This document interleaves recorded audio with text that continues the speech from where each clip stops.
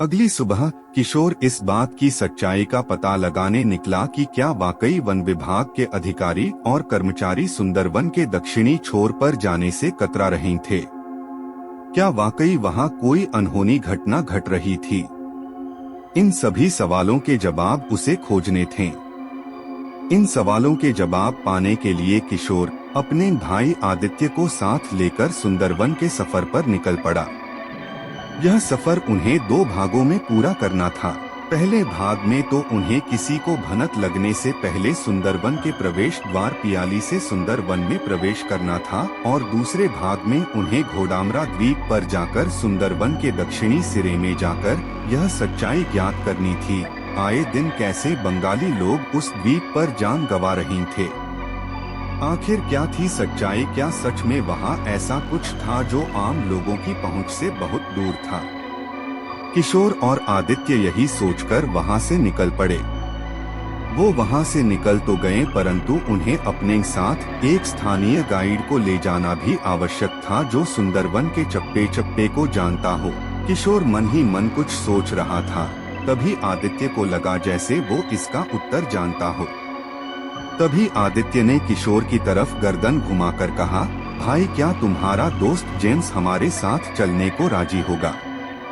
किशोर कुछ सोचकर, शायद हाँ, जेम्स ही हमारे साथ चलेगा, वो मेरी बात में छुपी गंभीरता को भांप पाएगा।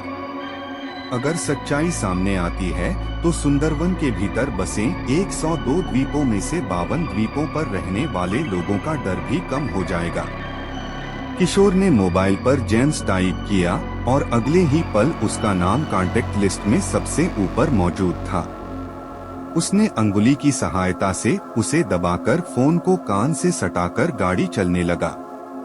उस तरफ से आवाज आई, हेलो किशोर, कहाँ हो आजकल? किशोर, सुंदरवन।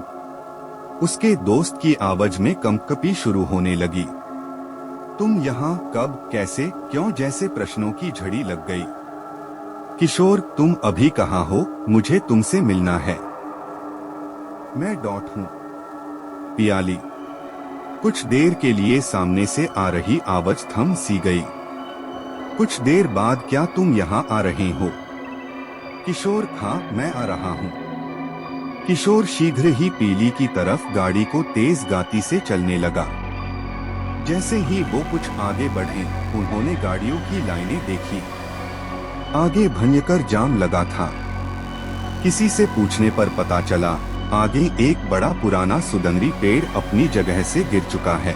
लोग उसे हटाने की कोशिश कर रहे हैं, पर वो पेड़ अपनी जगह से टस से मस नहीं हो रहा है। इसलिए किशोर ने अपने दोस्त जेम्स को फोन किया तो उसने कहा वो बस 10 मिनट में वहां पहुंच रहा है।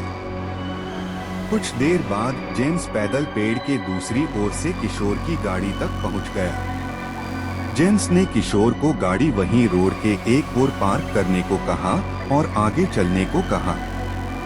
जेम्स, किशोर और आदित्य तीनों सड़क के किनारे चलकर आगे बढ़ रहे थे। कुछ देर में वो उस जगह पर पहुंचे जो इस जाम का मुख्य कारण था। सड़क के दोनों ओर गाड़ियों की लंबी कतार थी।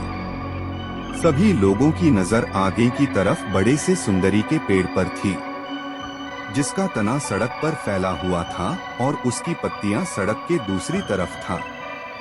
उसे हिलाने की कोशिश, कई तरीकों से हटाने की कोशिश कर रहे थे, परंतु वह पेड़ अपनी जगह से ठस से मस नहीं हो रहा था।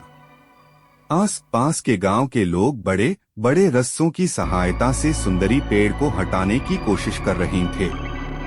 आदित्य, ये कैसा अजीब पेड़ है जिसकी खड़े ऊपर की ओर आ रही है, कुछ अजीब पेड़ है ये। जेम्स, हाँ ये वृक्ष सबसे अलग है, इसे सुंदरवन का सबसे महत्वपूर्ण माना जाता है, क्योंकि ये पूरा जंगल सुंदरी के पेड़ों से भरा हुआ है। सुंदरवन का नाम इसी वृक्ष के नाम पर है। सुंदरवन में इन पेड़ों का गिरना अनहोनी से जोड़कर देखा जाता, लगता है सुंदरवन में कुछ तो होने वाला है। आदित्य, वैसे ये पेड़ों की जड़ ऊपर की तरफ क्यों है? जमीन से ऊपर की तरफ क्यों लटक रही हैं? इसकी जड़ें बरगद की तरह है, परंतु बरगद और इसमें काफी अंतर है। जेम्स, तुमने ठीक कहा, बरगद में तना धीरे धीरे जड़ में बदलता है, परंतु सुंदरी के पेड़ की जड़ें प्रकाश की खोज में ऊपर की तरफ निकलती है। अक्सर ये दलदली जमीन पर होते हैं। इसकी जड़ें अधिक पानी में रहकर बाकी तने में रूपांतरित हो जाती है। आदित्य, अच्छा भैया, आप आजकल क्या कर रहे हो? जेम्स, कुछ नहीं, बस इन पेड़ों पर एक खास रिसर्च कर रहा हूँ, पर अभी मुझे बस थोड़ा बहुत ही पता चल पाया है। किशोर, ओह, तभी तुम इतने विस्तार से ज्ञान दे रहे हो। जेम्स, बिल्कुल। धीरे धीरे चलते हुए और आपस में बात करते हुए जेम्स ने मुख्य सड़क से कच्चे रास्ते की तरफ कदम बढ़ाए और उस कच्ची राह पर तीनों एक साथ कब घने जंगल के बीच पहुंच गए, उन्हें खुद भी पता नहीं चला। तभी अचानक हल्की हल्की हवा चलने लगी और पत्तों की सरसराहट होने लगी। अगले ही पल रॉयल टाइगर की तेज दहाड़ उनके कानों में पड़ी। आदित्य और किशोर के चेहरे पर घबराहट दिखाई थी, पर जेम्स का व्यवहार ऐसा था मानो उस पर कोई प्रभाव ना हुआ हो, मानो वह उस परिवेश का आदी हो। आदित्य, टाइगर की दहाड़ अभी से अभी तो शाम होने में भी कुछ समय है। जेम्स, ये तो पूरा इलाका ही बाघों से भरा हुआ है। आदित्य, तो क्या तुम्हें कोई डर नहीं है? जेम्स, नहीं है, क्योंकि वन विभाग ने बस्तियों की सुरक्षा के लिए नायलॉन नेट उन जगह पर लगाया है जहां से बाघ इंसानों के बीच घुसते थे और हमला करते थे। अब कुछ हद तक बाघों के हमले पर काबू पा लिया है। तभी फिर से तेज गुर्राहट की आवाज आई, मानो वह बाघ इंसानों को अपने होने की खबर देना चाहता हो। कुछ कदमों के बाद वो एक बस्ती के बीच पहुंच गए। चारों तरफ बांस और फूस और मिट्टी से बनी झोपड़ियां थी। जेम्स ने किशोर और आदित्य के साथ जैसे ही एक झोपड़ी में प्रवेश किया कि तभी अटल पैन्योली उत्तराखंडी